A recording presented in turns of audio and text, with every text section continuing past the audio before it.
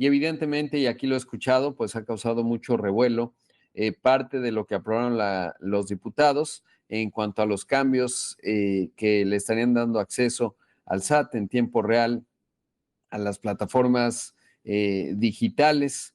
Y bueno, para hablar de esto, ayer emitió un comunicado el SAT y me parece importante pues escuchar exactamente pues qué es lo que están viendo porque ha habido también cierta controversia en términos de cuáles son los alcances, etcétera. Le agradezco mucho a Gary Flores, administrador general de recaudación del SAT, que nos tome la comunicación. Gary, buenos días, gracias. ¿Qué tal, Rodrigo? Muy buenos días. Gracias a ti por el espacio para poder platicar contigo y con el auditorio a sus órdenes. Sí, muchas inquietudes y por supuesto, pues siempre el SAT pone nerviosos a todos, evidentemente, pero el tema, digamos que se aprobó en cuanto a esta conexión que tendrán con las plataformas digitales y cuáles son los alcances. Primero saber en qué se diferencia con el acceso que ya tiene el SAT, que obviamente pues es muy potente, digamos, en lo que pueden fiscalizar en la parte digital. ¿Qué agrega o por qué era necesario, digamos? Pues mira, realmente la información a la que vamos a tener acceso ahora en tiempo real, conectados de manera pues tecnológica por algún sistema, esa información ya están obligadas a presentar a las plataformas tecnológicas a través de unas declaraciones informativas que presentan de manera mensual.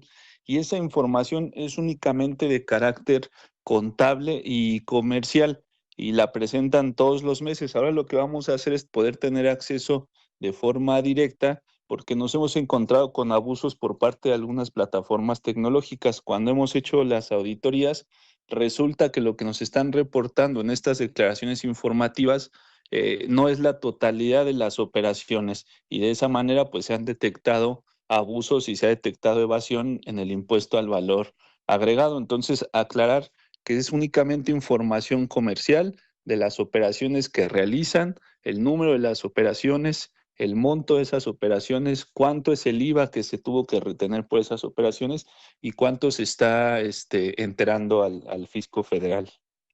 Claro. Cuando mencionas que hay plataformas que no lo estaban reportando adecuadamente y obviamente pues tener visibilidad diaria, digamos, es mucho más concreto, eh, ¿qué, qué porcentajes son y si es en el área de comercio electrónico, contenido bajo demanda o transporte por aplicación? Porque son todas, ¿no? Todas las plataformas digitales. ¿Cuál es en donde estaba el problema más agudo de acuerdo a lo que ustedes han detectado? Sobre todo en las plataformas de intermediación, a través de las plataformas de las que hay gente que vende productos y hay gente que compra los productos, particularmente en esas.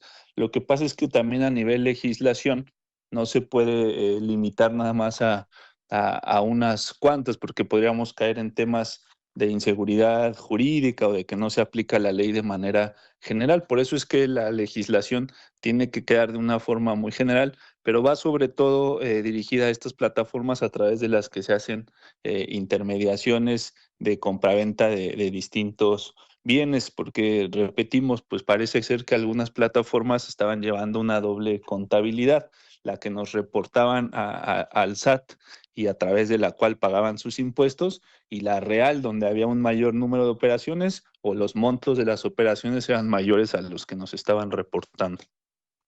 Y este sería, digamos, el ángulo del SAT. Digo, evidentemente, Gary, sé que hablas en tu carácter, pues, de autoridad, no de legislador, pero hubo estas modificaciones a las retenciones. ¿Tiene que ver con esto que estás mencionando? Sí, por supuesto, es hacer más eficiente la recaudación y evitar estas brechas de evasión fiscal que este tipo de empresas que también como son de reciente creación por todo el tema pues tecnológico y de servicios digitales están creciendo de manera muy importante, no solo en México, sino en el mundo, que pues los gobiernos y las legislaciones han ido implementando distintos controles y mecanismos para que no haya evasión fiscal, pero también son empresas de carácter internacional. Entonces tenemos que ir regulándolas poco a poco y por eso hemos ido dando pasos bastante seguros que den certeza jurídica a todos y que permitan tener una buena recaudación. Claro. Y en ese caso, y es interesante, digamos, encontrar el ángulo escuchándolos, digamos, del 100% de las operaciones en estas plataformas, ¿qué porcentaje dirías que estaba en esta situación o bajo este vacío, no sé cómo calificarlo, que ustedes habían detectado? Pues podemos calificarlo como discrepancia, ¿no? De un Sí. cierto número de operaciones contra las operaciones reales o un monto contra el monto real y por ende el impuesto que se retiene y se entera. Pues fíjate que a través de las auditorías nos dimos cuenta que, sobre todo en las plataformas que ya comentamos, es un monto, pues sí, muy importante, ya sea de errores o de abusos respecto a estas operaciones. Por eso es importante esta modificación y también transmitir a todo el auditorio, a toda la gente, que las auditorías que en su caso se hagan, pues van a ser para las plataformas, no tienen que ver con los usuarios, no tenemos acceso a información personal, ni es del interés del SAT, ni tenemos la facultad de hacer esas cuestiones que se están mencionando de manera pues falsa y amarillista en redes o en algunos medios. Claro, sí, y te diría que, pues a mí también, digamos, como titular de este programa me generaba inquietud, pero por eso qué bueno que están saliendo a explicar. En su momento entiendo, pues el SAT no puede salir a explicar porque es un tema de los legisladores, pero la verdad ahí les diría a los legisladores, Exacto. pues que tendrían que ser más claros en ello, porque entonces, y lo que nos estás diciendo, Gary, pues obviamente no tienen acceso, digamos, si yo me subo a un transporte por aplicación, un Uber o Didi, pues no saben si fui o me regresé o si estoy viendo contenido bajo demanda en alguna de las plataformas, no saben qué película bajé o qué serie, lo cual tiene Correcto. alguna lógica, ¿no? Porque tendrían que tener un grado de cómputo para poder monitorear eso, pues casi similar al que tienen las empresas y se antoja complicado, pero no tienen ese nivel, digamos, de visibilidad de todas estas pues acciones que uno hace en el mundo digital. No, lo dices muy bien, Rodrigo. No tenemos acceso a eso, no tenemos capacidad ni facultades, ni mucho menos ningún interés. En los ejemplos que pone, simplemente necesitamos saber la información de que hay un usuario que contrató o tiene pagado un servicio con una plataforma para streaming de video y el monto de la operación es de tanto y hay un IVA de tanto y está enterado. Y en el del transporte pues que hubo una operación para contratar un servicio de transporte por un monto de tanto y debe haber un IVA enterado de tanto. Únicamente es la información que ya están obligadas a presentar y ahora la vamos a poder corroborar de manera inmediata. Debo hacer un corte, Gary, pero te pediría la bondad de tu tiempo para platicar un poco más porque también hay información relevante con respecto al enfoque, el ángulo de las auditorías que están haciendo y también algunas otras preguntas en cuanto a, bueno, ya nos decías que es en plataformas de comercio electrónico en donde detectaron más inconsistencias, en parte en eso obedece lo que hicieron los legisladores. Y en las otras no Sí. tanto preguntarte cómo se da el mundo digital, porque luego la obtención de facturas no es tan sencilla, digamos, en algunas empresas tecnológicas nuevas, eso es una, y también en otras, ¿no? Y saber eso uno como contribuyente, pues cómo funciona eso y o qué tanto es la percepción y qué tanto la realidad. Pues hablando de todo este tema que, bueno, pues siempre inquieta a los contribuyentes, personas físicas y personas morales.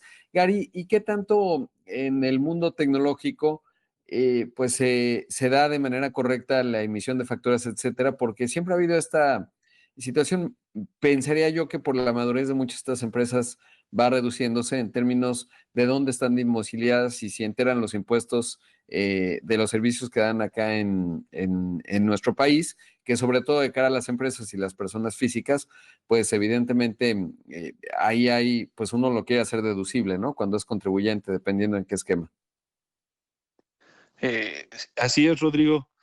Pues mira, México y el SAT, la verdad es que son pioneros en todo el tema de la facturación electrónica, somos pioneros en América y en el mundo y tenemos pues ya muchos años trabajando con la factura electrónica y la hemos ido mejorando todos los años, buscamos cómo hacerla más eficiente, cómo hacerla más sencilla. Ahorita actualmente se puede facturar incluso a través de una aplicación móvil en los celulares que es factura móvil y tenemos también un sistema de conciliación de facturas donde tú puedes entrar a revisar todo lo que tú facturas o todo lo que alguien está facturando a tu RFC. Y además contamos con un visor de deducciones donde tú puedes ver de todas las facturas que se han emitido, cuáles cumplen con requisitos legales para que puedan ser deducibles de acuerdo a tu actividad económica o tu régimen fiscal para, en su caso, por ejemplo, personas físicas asalariadas, llegar a tener una devolución del impuesto sobre la renta en la declaración anual. La verdad es que se emiten un número de facturas impresionantes por día. Al año estamos hablando de cerca de 10,000 millones de facturas en todo México, en todo el SAT, y tenemos pues sistemas muy robustos para que puedan dar servicio a todas estas operaciones. Muy interesante. Ahora dieron a conocer también otro comunicado, otra información bien interesante, y es primero las auditorías, digamos, los criterios para la programación de auditorías. Y lo que te quiero preguntar, porque recuerdo mucho varias presentaciones que han dado, tenemos 15,873 grandes contribuyentes, que la cifra que yo voy siguiendo es que más o menos aportan entre el 48 y 50% de los ingresos tributarios, pero aprovechando que estás acá, preguntarte exactamente cuánto aportan en este momento. Pues sí, está cerca del 50%, puede andar entre el 48 y el 51% la recaudación de los grandes contribuyentes, aunque vale también aclarar que dentro de esa recaudación que se reporta de grandes contribuyentes va todo el tema de retenciones de salarios de sus Claro. empleados. Entonces, a pesar de que sí es el 50%, un gran grueso de esa recaudación de grandes contribuyentes es la que proviene de sus propios empleados. Bien, porque luego en los pequeños y medianos, que es un universo inmenso, 66,809,000, ahí ya no están contemplados entonces los empleados de los grandes contribuyentes, obviamente, en esas aportaciones. Sí, Bueno, no también, aportaciones, impuestos. también en pequeños y medianos estamos todos los que somos asalariados, todas las personas físicas que no somos grandes contribuyentes, que bueno, pues es el número, como bien comentas, mucho el más grande, ¿no? El más representativo, pero ahí estamos todos los que no somos clasificados como grandes contribuyentes. Pero ahí no, o sea, digamos, en la matemática, es que siempre me ha interesado mucho la matriz, digamos, de la recaudación. Entonces, los grandes contribuyentes, más o menos estamos hablando casi 50, pero están las retenciones. Y en los pequeños y medianos, ahí, digamos, en la parte de los trabajadores, porque pues cuando hablamos de 66 millones, más o menos son 5 millones de unidades económicas de empresas, que la mayoría van a ser micro, pequeñas, pero ahí ya no están las retenciones de los salarios, ¿no? ¿Y representará eso el 20%? Exactamente, sí. Sí, en términos generales, esos son los números. Aproximadamente 4 millones de empresas, el resto somos personas físicas asalariadas o con actividad profesional. Y lo de comercio exterior es IMEX principalmente, o sea, las 116,000 unidades.